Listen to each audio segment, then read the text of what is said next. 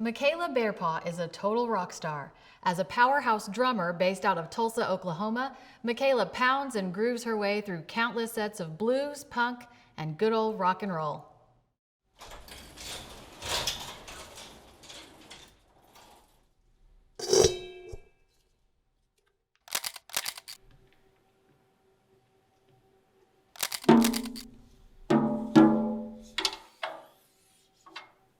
Whenever I play my drums, I just feel empowered. I feel just this warm feeling. It's just this comfort. I love it. I could be having a bad day. I could go to our rehearsal space and just let it out. If I'm happy, I'm playing drums. If I'm upset, I'm playing drums. If I'm just bored and want something to do, I go play drums. Osiyo, Makayla Bearpaw, Jijalagi. Hello, my name is Makayla. I'm Cherokee. I'm also a musician, and I'm the event coordinator at Josie Records. I was born and raised in Tahlequah, Oklahoma. I moved away from there when I was about 9, and we ended up settling in Broken Arrow, Oklahoma. We've been here for about 13 years now. We were homeschooled. We played golf. We did sports and stuff like that. The music was always in the house. The radio was always on. None of my immediate family was musicians. Becoming a musician, learning how to play guitar and learning how to play drums and, stuff like that. I was kind of the first. My dad would always make the joke, oh, well, don't you play an instrument? And my dad would be like, yeah, I played the radio.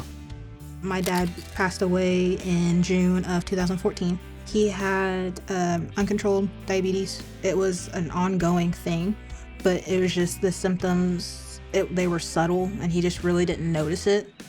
And then everything just kind of hit him at once. It's pretty hard on a kid, and it's hard on anybody, just honestly. Whenever my dad started getting sick, my sister and I would quit playing golf because we wanted to help take care of dad. So we started finding other things to keep us, kind of keep us busy. Music was my thing. And so I really started digging deep into listening to things, and I wanted to be a musician. Drums was just something I was just drawn to. My dad, he was kind of the 80s metalhead, Motley Crue, Poison, bands like that. So that was kind of how we bonded. We would like listening to a lot of the same music. After my dad passed away, it took a while, honestly, to be able to go back and listen to those songs or listen to those albums that my dad would play repetitively.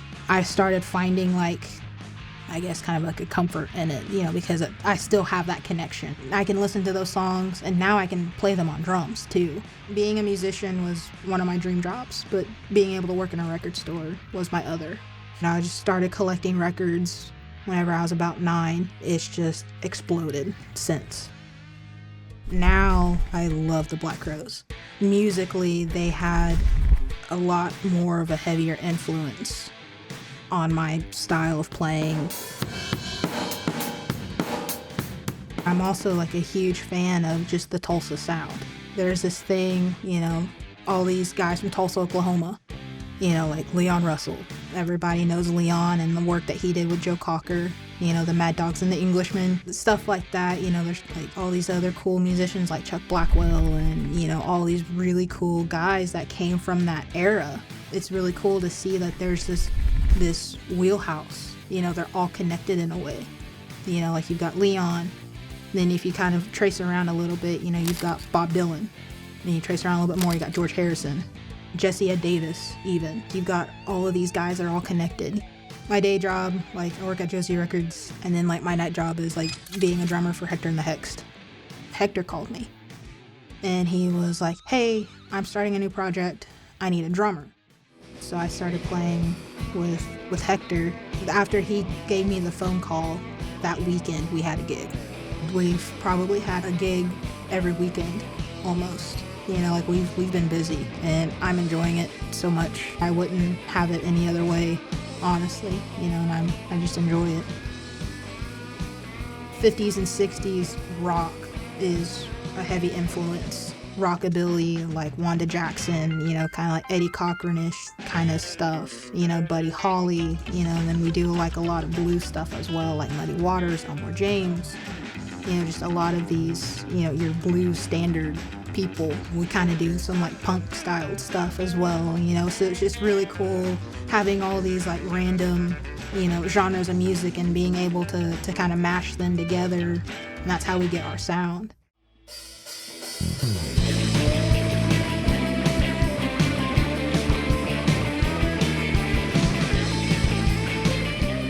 I've been told I'm an aggressive player.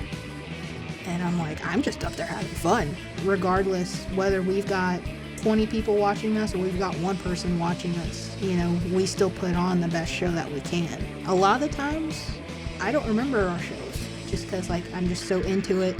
We're just bulldozing one song right into the other. It feels like I just sat down and we're already halfway through our set list. That adrenaline energy of just performing live, it's like nothing else. My parents were very supportive. I mean, there was always that at first, there was that really, you want to be a musician, kind of like that hesitation in a way, because my dad, he wanted me to be an athlete. He wanted me to be a professional golfer, which was cool, but at the same time, I had gotten so drawn into music that really wasn't on the table anymore. And so after my dad got over, that is what you want to do. He saw the seriousness that I had. He was like, all right, that's fine. I do wish that he was here now to be able to see what I'm doing with Hector and the Hexed, seeing what I'm accomplishing. But I feel him with me. He's not here physically, but spiritually he is. And for that I'm grateful for. And just being able to carry that with me, and I can hear him, good job. My mom, she's always been my biggest supporter, biggest fan, if you will. I think there's been maybe 2 shows that she's missed, but other than that, she's always been at the shows. A lot of people, they know that I'm Cherokee. They know that, I'm really wanting to, get back in touch with my roots in that aspect. They've told me, they were like, the way you hit the toms, it can sound like a powwow drum, there's a healing aspect brought with it. There's this, it carries this message. As a kid growing up, we weren't really raised in a traditional household. We didn't hear the language, we didn't really grow up around that sort of stuff. And it wasn't until I started getting older that I really started feeling a connection to it. 2015, I had participated in the cornstalk shoot at the Cherokee National Holiday down in Tulsa, Oklahoma. The cornstalk shoot is a traditional game. It's just archery. There's a small target. It's about 3 foot by 3 foot. It's made out of cornstalks.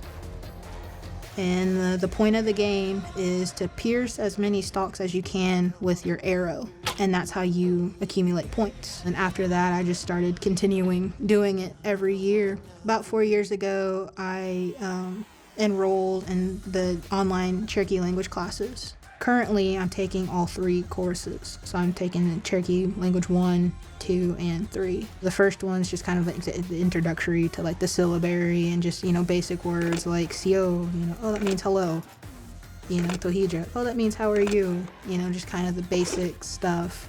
It's a lot of fun. It's definitely something that I do want to continue pursuing along with music. For Hector and the Hexed, I see a lot of songwriting, a lot of rehearsals, because we're all about just getting it as tight as we can. Hopefully, maybe eventually start touring, just a small, just kind of DIY tour just around the surrounding states. As for myself, I achieved one of my goals. As a kid, I was like, I just want to be a musician. I want to be playing in a band, and just making a living off of that, make a career out of it. I'm doing that right now. And so I kind of had to reevaluate, well, what do I want to do? That's whenever I really started taking seriously, learning the Cherokee language. I feel like what it means to be Cherokee to me is just having a different confidence than the normal person does. We're more conscious about our ancestors and where we came from. And that gives us a different, perspective on a lot of things. You carry them with you in a way. I've got my dad's, spirit behind me. I've got my grandfather's spirit behind me. I've got, my grandma's spirit behind me. Being a musician, being a drummer, okay, there was a uniqueness of, okay, you're female. That's cool. Not a lot of female drummers are out there. But then, like, being Cherokee on top of that, like, yes, that's right. I'm an Indigenous female drummer. You want to puff your chest out a little bit, just because you're just proud of who you are. But that's kind of what it means to be Cherokee to me, is just, being proud of myself, being proud of who we are and where we came from and hopefully where we're going.